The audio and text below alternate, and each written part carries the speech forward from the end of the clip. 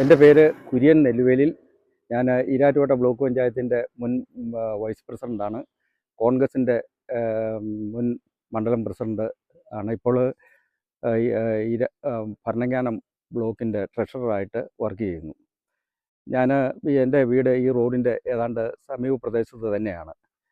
അപ്പോൾ ഈ റോഡ് നമുക്കിപ്പോൾ നമുക്ക് കാണുന്നുണ്ടല്ലോ, ഏറ്റവും നല്ല മനോഹരമായ ഒരു റോഡാണ് നമ്മളിപ്പോൾ കാണുന്നത്. ഇത് തീക്കോയി തലനാട് മൂന്നലൂർ റോഡാണ്. ഇതിന് മുൻപ് ഒരു 3-4 വർഷങ്ങൾക്ക് മുമ്പ് ഈ റോഡ് വളരെ ശോചനീയമായി കിടന്നിരുന്ന ഒരവസ്ഥയായിരുന്നു ഉണ്ടായിരുന്നത്. ഇപ്പോൾ അത് അന്താരാഷ്ട്ര ശ്രീ ബഹുമാന്യനായ നമ്മുടെ MLA Shri Mani C Kappan MLA ആയതോടുകൂടി നമ്മുടെ ഈ റോഡിൻ്റെ മുഖച്ഛായ തന്നെ മാറുകയും അത് അന്താരാഷ്ട്ര നിലവാരത്തിൽ അതിൻ്റെ പണികൾ തുടങ്ങുകയും ചെയ്തു. ഏതാണ്ട് 6 കോടി രൂപ മുതൽ മുടക്കി ഈ റോഡിൻ്റെ പണി തീർത്തിട്ടുള്ളത്.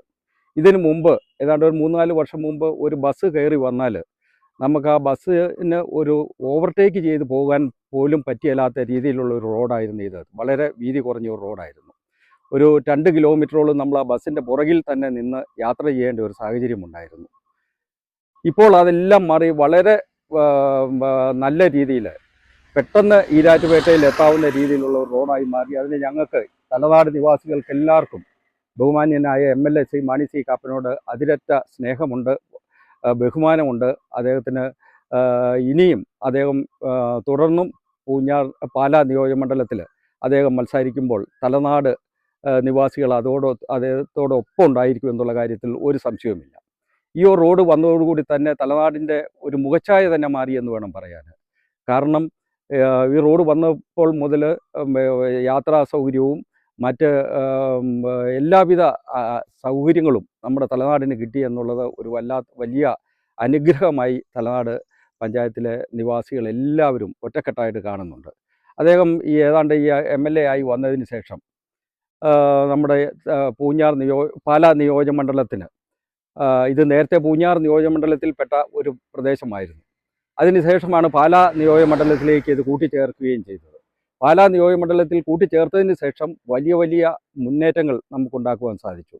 നമ്മുടെ മാണി സി കാപ്പൻ MLA ആയതിനു ശേഷം കോടിക്കണക്കിന് രൂപയുടെ വികസന പ്രവർത്തനങ്ങൾ നമ്മുടെ ഈ നാട്ടിൽ തലനാടിൻ്റെ പ്രദേശങ്ങളിൽ നടത്തുവാൻ സാധിച്ചു എന്നുള്ള കാര്യത്തിൽ ഒരു സംശയവുമില്ല. നമ്മുടെ മഹാത്മാ ഗാന്ധി പറഞ്ഞതുപോലെ ഗ്രാമങ്ങളാണ് ഇന്ത്യയുടെ ആത്മാവ് എന്ന് അദ്ദേഹം പറയുകയുണ്ടായി. നമ്മുടെ ബഹുമാന്യനായ മാണി സി കാപ്പൻ എടുത്തിരിക്കുന്ന ഏറ്റവും വലിയ ഒരു ആദർശം അതാണ് എന്ന് ഞാൻ മനസ്സിലാക്കുകയാണ്. ഗ്രാമപ്രദേശങ്ങളുടെ വികസനം ഇല്ലാതെ ഒരു കാരണവശാലും ഒരു വികസനം പൂർണ്ണമാകിയില്ല. അദ്ദേഹം പാലായുടെ ആത്മാവിനെ കണ്ടെത്തുന്നതിന് വേണ്ടിയുള്ള പരിശ്രമത്തിലേക്ക് നടക്കുന്നതായി ഞാൻ മനസ്സിലാക്കുകയാണ്. തീർച്ചയായിട്ടും അദ്ദേഹം ഈ ഗ്രാമപ്രദേശങ്ങളിൽ നടത്തുന്ന ഈ വികസന പ്രവർത്തനങ്ങൾക്ക് നമുക്കെല്ലാവർക്കും ഒരു വലിയ പ്രചോദനമാണ്. അങ്ങനെയുള്ള പ്രചോദനം അദ്ദേഹം വരും കാലഘട്ടത്തിലും ഇത് തുടരും എന്ന് തന്നെ നമ്മൾ പൂർണ്ണമായിട്ടും വിശ്വസിക്കുകയാണ്. വീണ്ടും വരുന്ന തിരഞ്ഞെടുപ്പിൽ അദ്ദേഹം വലിയ കഴിഞ്ഞ പ്രാവശ്യം 15,000 വോട്ടിൻ്റെ ഭൂരിപക്ഷത്തിൽ ജയിച്ചാൽ ഈ പ്രാവശ്യം അത് 20,000 വോട്ടിൻ്റെ ഭൂരിപക്ഷത്തിൽ ജയിക്കും എന്നുള്ള കാര്യത്തിൽ ഒരു സംശയവുമില്ല. അദ്ദേഹം അങ്ങനെ വരുമ്പോൾ അദ്ദേഹം കേരളത്തിൻ്റെ ഒരു മന്ത്രിയായി നമ്മുടെ നാടിൻ്റെ ഒരു പ്രതിനിധിയായി വരും എന്നുള്ള കാര്യത്തിൽ ഒരു സംശയവുമില്ല. അദ്ദേഹത്തിന് എല്ലാവിധ അനുഗ്രഹങ്ങളും ദൈവം നൽകും എന്ന് ഞാൻ പൂർണ്ണമായിട്ട് വിശ്വസിക്കുകയാണ്.